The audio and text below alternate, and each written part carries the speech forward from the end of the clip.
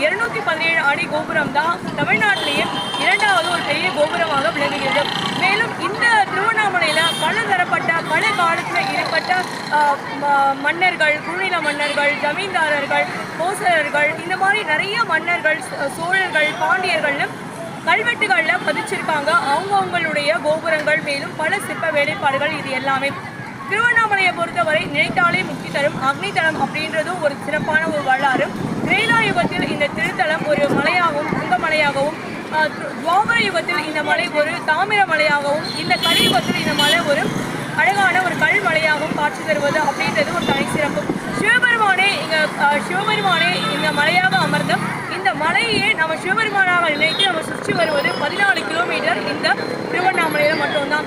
உலகத்திலேயே கார்த்திகை தீபம் மிக சிறப்பான ஒரு முறையில் கொண்டாடப்படுவது எங்கன்னா அது இந்த இடம் மட்டும்தான். இது மாதிரி பல சிறப்புகள் நிறைந்தது இந்த திருத்தலம். இந்த திருத்தலம்